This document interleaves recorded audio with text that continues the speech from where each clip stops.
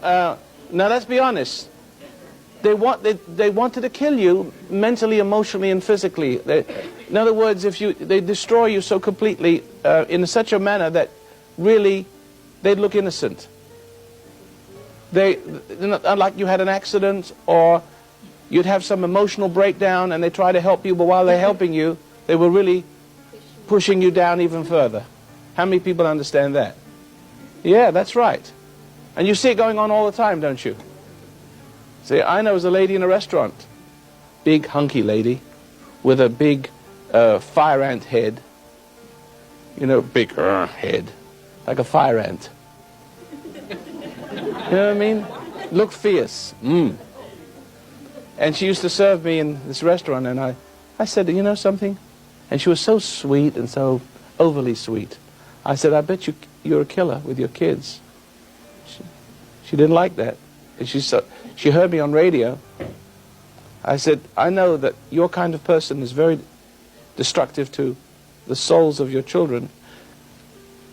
And I used to give her some real hell. And I'd give her a tip to hold her attention. Big one. So she'd listen. And she even came in one time for counseling. But she'd never tell the true story of her life. But one of her sons came in, emotionally destroyed completely, in a halfway house, totally destroyed. And I told him, I said, I knew your mother, and I knew she'd done this to you. And he broke down and cried, and he knew it was right. He said, but I have a brother who committed suicide too. So they'll drive you to suicide if you don't conform. See, it's like a brainwashing. You know, Rajneesh used the techniques you'll find in every home. You know who Rajneesh was. He was a master brainwasher. He held himself out as the perfect master. And if you didn't understand what he said, of course he would say something's good, but then something's not good, right? If you didn't understand that and accept it, then there was something wrong with you, not something wrong with them. And that would make you doubt yourself, make you think, after all, he's a parent. You've got him as your master, and you expect, you have this goal. It's like being in West Point. You have to do all kinds of things you don't really want to do if you want to succeed in West Point and get your stars, right? But the point is, if you it's only because you have a goal of being religious and attaining to where the master is, or you have a goal because you want to be a 3-star general, that you allow yourself to be subjected to these things, you see. If you didn't really care, you say, to hell you, I'm not going to do that. I don't care if I don't get my stars, and you walk away. But as a child, you can't do that. With a guru, well, if you want to go to heaven, you have to do as you're told. If you want to get your general stars, you have to submit to that sort of thing, and then you get brainwashed. But as a child in the home, can you really walk away from that? If there's something wrong with your parent and you see that, and the parent makes you think there's something wrong with you for seeing that, we have the basis of schizophrenia, don't we? And mind control and trauma, which sets you up to fail and to make you seek to be accepted by those types of people who created you. So when you leave your mother and father, as a man, you will gravitate to a woman who's just like that.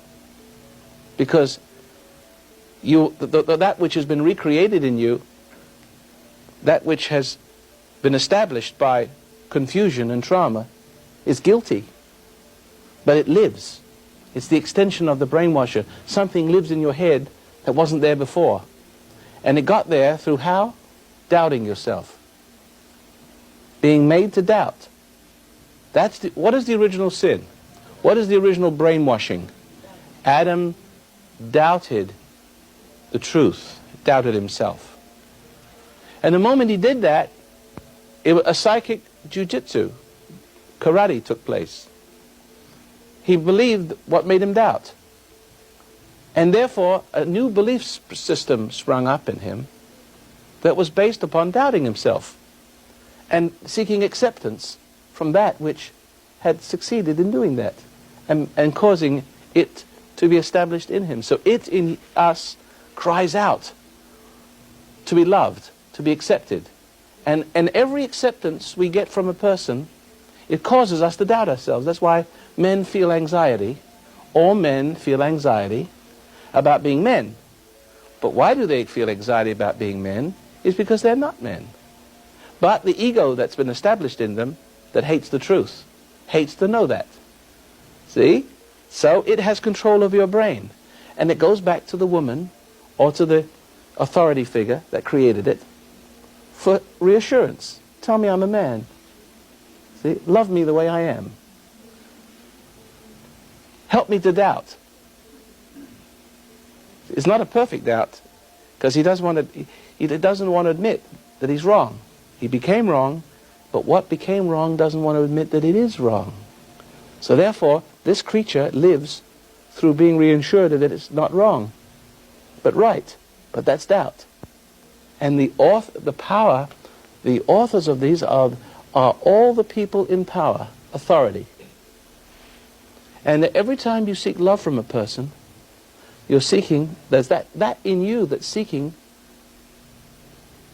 to feel secure through reinforcement of an original doubt that was put into you through when you were confused. So that love confuses you. And then you need that love, and then you have to do what they want you to do. Otherwise, they hold back the love and the confusion you need in order to... See, you need the confusing love. Otherwise, you start to feel anxiety about what you were, what you are. When you need to feel anxiety about the way you are, you think there's something wrong with the anxiety. I say there's something right about it, in that if you could have that anxiety and stop reaching for love, for approval, stop reaching away from the truth towards the corrupter who loves you and confounding the truth in you to make you feel comfortable because it is from it. See, it cries out to it that created it. See? Who understands me? Whew. Heavy stuff. It's such a fine line, though, you're skating on. One second, go ahead. It's such a fine line when you're skating on it, because I see that for myself, but, you know, everybody has so much support. You know, like a little child can see it, but then he tells somebody else, and the adult who he tells says, oh, your parents love you, and tries to... Parents don't love their children. No, but what I'm saying is when they go looking for that reassurance from somebody else to say, you know, this is what they're doing, everybody will say, no, you're wrong. Or if you want to be... I'm not following you. Are you following him? Yeah. Well, tell him, say that again, because I'm a little dumb. Well, I am too, so... Let me try that. Try that on me again. Find some new words. Let's put it this way. You sure you understand him? Let's put it this way. You see, if you can't spend enough time looking at just that reassurance thing, and then you go out into the world, well, there's so many things to reassure you that you're not wrong, even though you're wrong. The world is full of things that are so easy to fill that need, right? Right. That's society, but that's all self-destruct. Everything that does it is self-destructive. Right, and so that's what I've been discovering, because, you know, I've been up there for a while, you know, just chilling out. But you can't see that.